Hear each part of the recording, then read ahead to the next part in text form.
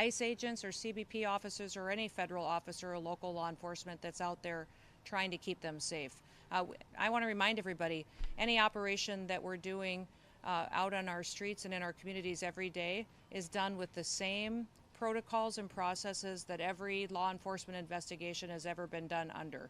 We still follow all of the same protocols and processes, and we make sure that every law is enforced. Listen to those words again, because they reveal everything about the authoritarian impulse, masquerading as bureaucratic propriety in this moment of American democratic crisis.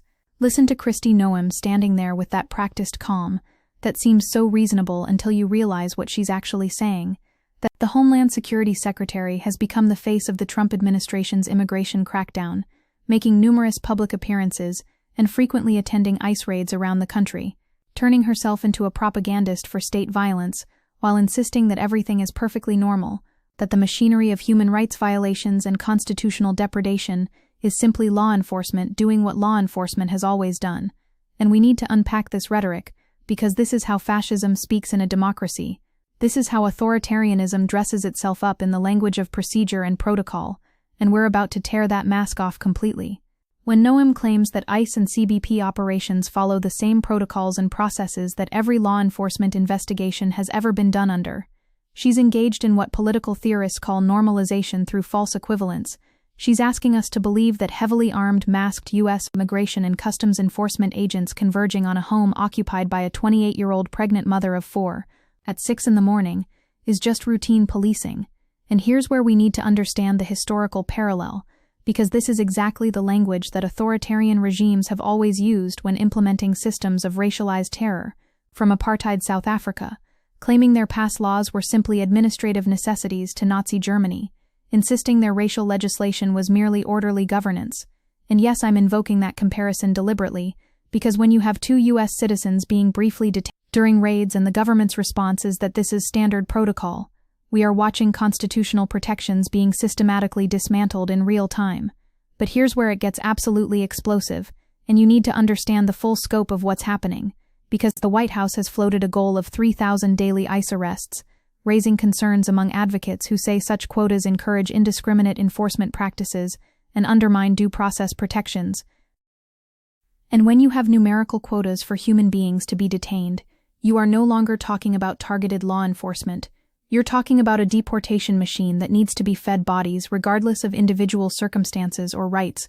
And this is where Noem's language about protocols and processes becomes absolutely Orwellian, because what she's describing isn't law enforcement, it's industrialized persecution dressed up in bureaucratic language. The evidence of systemic abuse is overwhelming and mounting by the day. We're talking about a leaked internal ICE inspection found the FT Bliss facility violated over 60 federal detention standards in the first 50 days of its opening. We're talking about disturbing patterns of abuse, mistreatment, and medical neglect of women, including pregnant and postpartum women, with reports detail cases of women being violently detained, denied medical care, and subjected to inhumane treatment while in detention. And in May 2025, CBP quietly repealed protections for pregnant and postpartum women in custody, removing requirements for appropriate medical care, lactation accommodations, and basic supplies like diapers and baby formula. And this is happening while Kristi Noem stands before cameras, talking about protocols being followed. Here's what perfectly normal looks like in Noem's America, and I want you to really absorb this because Homeland Security Secretary Kristi Noem unwittingly posted a video showing a U.S. citizen being detained during early morning Immigration and Customs Enforcement ICE raids just outside Chicago. The Texas-born man was even asked how he spoke English so well during an early morning raid, and when this was exposed, Noem made no mention of her agency's mistake while promoting the raid online, which tells you everything about the accountability mechanisms, or rather the complete absence thereof, in this administration. And remember, former agency watchdogs warn that the rapid expansion comes without hundreds of internal employees to oversee it, increasing the risk of civil rights violations and even deaths while migrants are detained, because the Trump administration systematically gutted the oversight offices that were supposed to monitor these abuses. When Noem says they still follow all of the same protocols and processes, what she's actually describing is a system where Border Patrol agents have engaged in reckless, abusive, unconstitutional conduct in their limited zone of authority and have rarely faced accountability for abuses, where, in the last 15 years, nearly 200 people have died as a result of encounters with Border Patrol. That includes 70 use-of-force cases, 6 people killed in cross-border shootings with no impunity, and more than 100 fatalities from Border Patrol-led car chases. And here's the really chilling part. No agent has ever been convicted of criminal wrongdoing while on duty, despite documented deaths, excessive use of force during arrests, inadequate medical care, and deaths in Border Patrol custody due to neglect. So when she talks about protocols, what she means is a protocol of impunity, a standardized procedure for avoiding accountability. The racial profiling is so blatant it would be comical if it weren't destroying lives, because the Supreme Court decision has allowed ICE to use broad criteria when making stops, including the type of location at which they were found, the type of job they appeared to work, whether they speak Spanish or English with an accent, and their apparent race or ethnicity, which means that being brown and speaking Spanish in certain neighborhoods has become probable cause in 21st century America, and recently filed claims allege a pattern of civil rights violations due to the unlawful racial profiling of Latino U.S. citizens being stopped and detained because they look like immigrants in the fevered imagination of agents who've been given quotas to meet and told that arresting people based on their appearance is perfectly normal law enforcement. Now let's talk about what this militarized terror campaign actually looks like on the ground, because on September 25, 2025, roughly 300 DHS officers and personnel from other law enforcement agencies with support by Black Hawk helicopters conducted an immigration enforcement action at an apartment building in the predominantly African-American South Shore neighborhood in Chicago. And if you think deploying military helicopters to arrest immigrants in residential neighborhoods is routine policing, you have fundamentally misunderstood what a democratic society looks like. This is occupation force tactics being deployed against American communities. They've launched tear gas in residential neighborhoods in Chicago and Portland, rappelled from a Black Hawk helicopter into an apartment building to arrest families at night, violently attacked U.S. citizens who got in their way. The data demolishes the administration's propaganda entirely, because while they claim to be targeting dangerous criminals, nearly 75,000 people with no criminal records have been swept up in immigration operations that the president and his top officials have said would target murderers, rapists, and gang members. And in Charlotte, where Border Patrol conducted one of their publicized operations, fewer than 1/3 of the individuals arrested by Border Patrol were classified as criminals, according to an internal Department of Homeland Security document. The government document undermines claims by Trump administration officials, who said the crackdown was primarily focused on apprehending immigrants living in the U.S. illegally, who also had criminal histories. Fewer than 90 of those arrested by Border Patrol were categorized as criminal aliens in the document, which means the vast majority of people being terrorized in these raids are simply undocumented individuals trying to live their lives, not the violent gang members this administration constantly invokes to justify its brutality. Here's where the ideological project becomes crystal clear, and this is about much more than immigration enforcement. This is about constructing a permanent underclass of people who can be exploited and terrorized without legal recourse.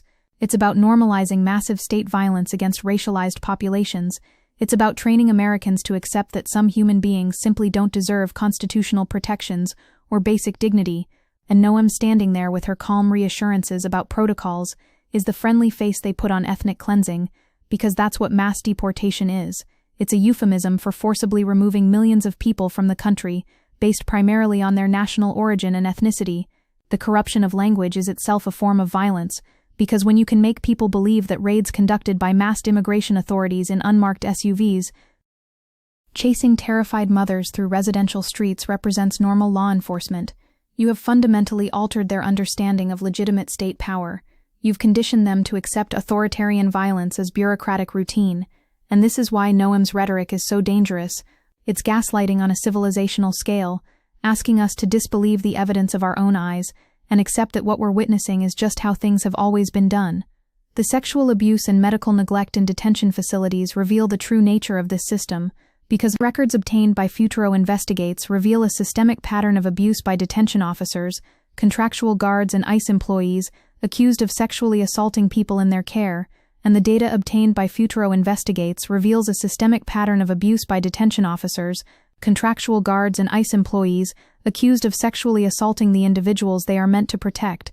According to the obtained data, more than half of all abuse allegations made in the past 6 years were directed against staff, which means the people Noem claims are following proper protocols are systematically sexually assaulting detained immigrants with near total impunity.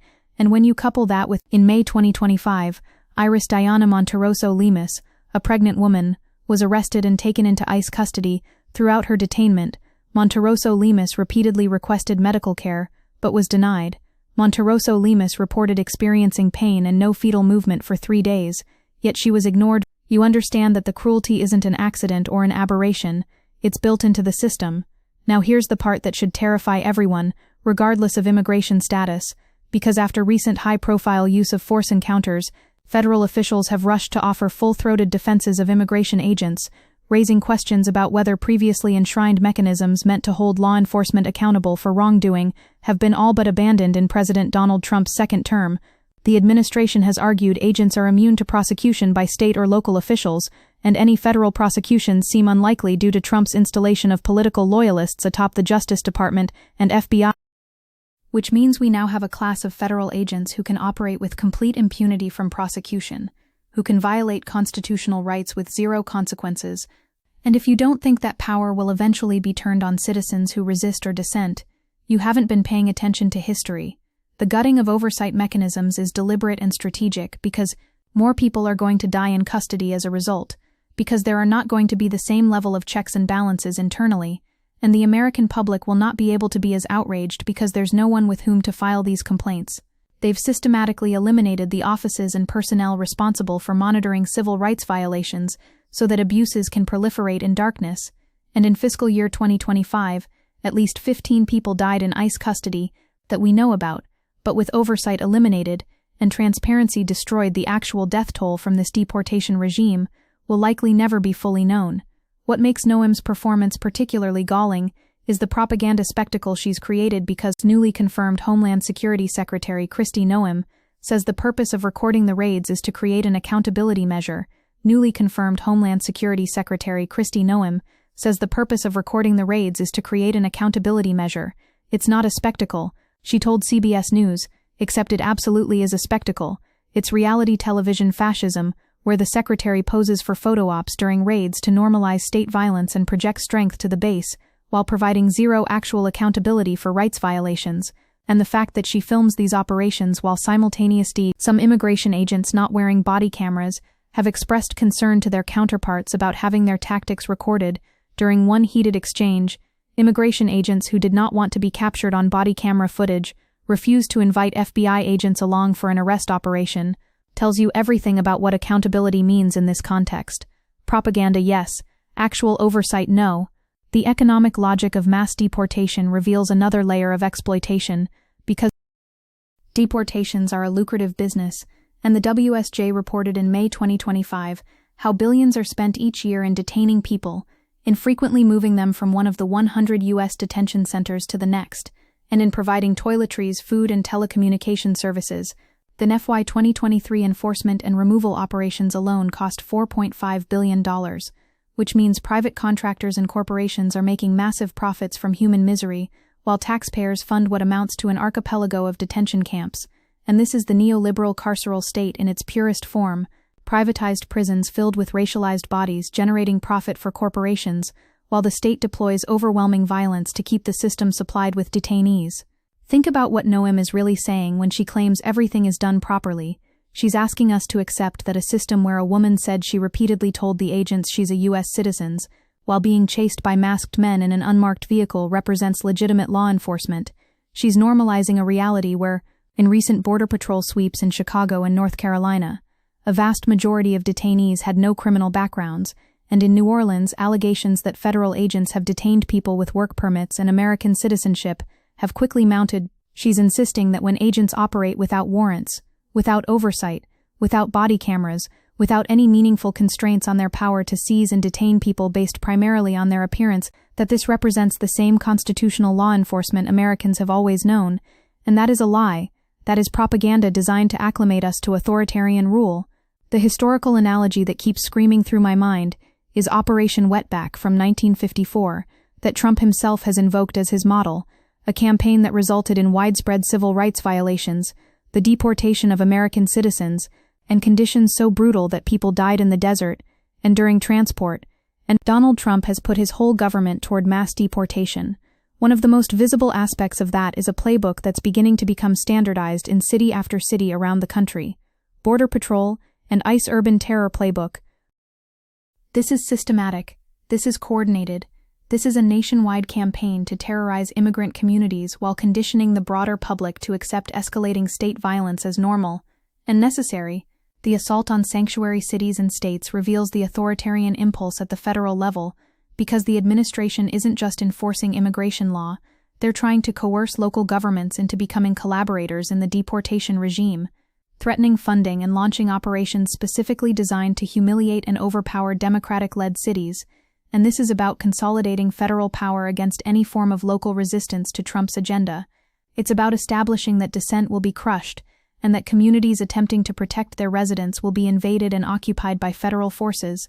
When Noem insists that every law is enforced, what she's obscuring is that enforcement itself has become a weapon of political repression and racial terror, that the choice about who gets targeted for immigration enforcement and who doesn't is inherently political, that a recent Brookings study on racial profiling points to the September Supreme Court decision Noem v. Vasquez-Perdomo, which lifted an order that had stopped ICE from targeting people based on race, language, and place of work.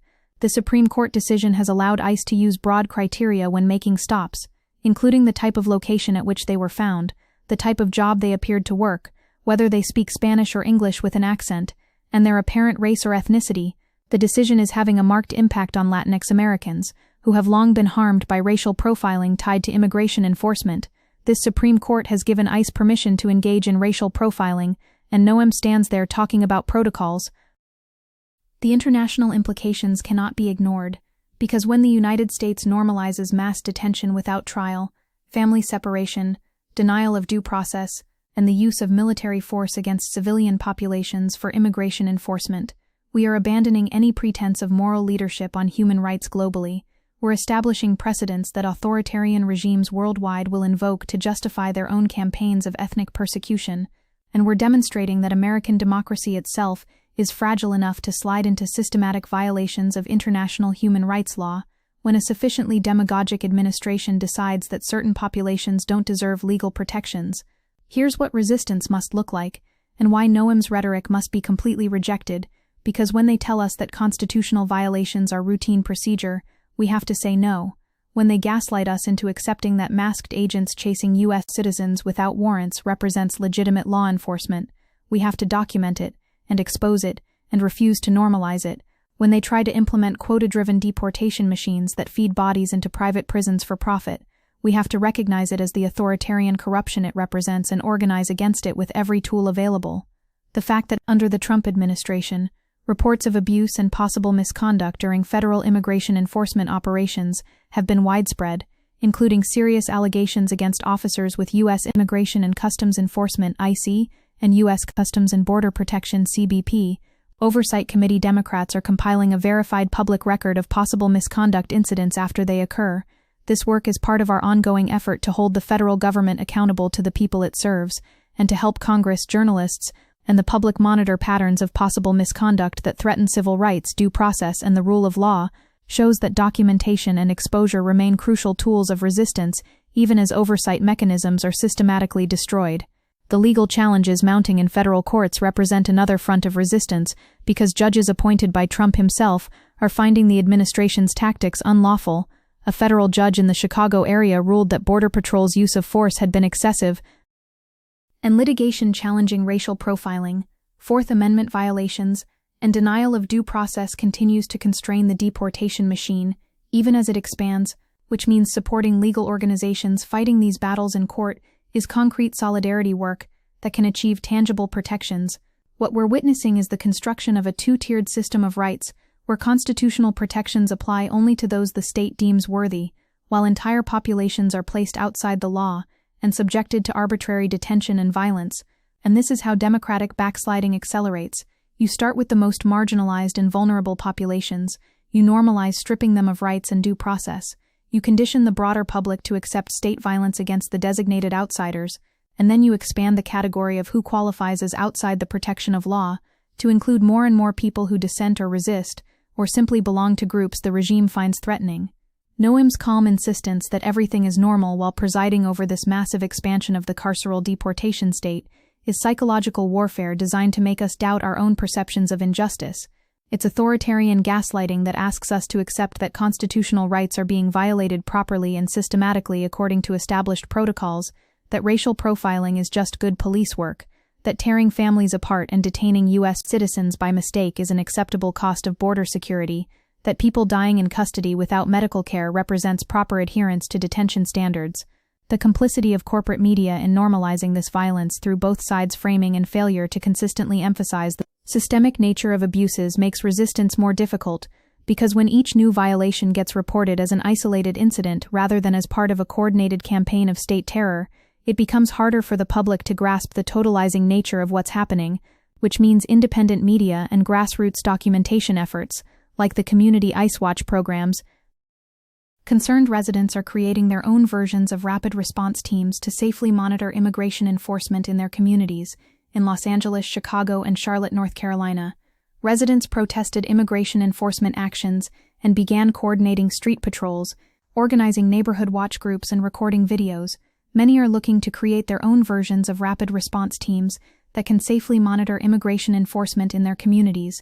Deportation raids are not new, but what we see in terms of scale and severity is very new, and it requires a whole new response from us regular people, as citizens, as neighbors.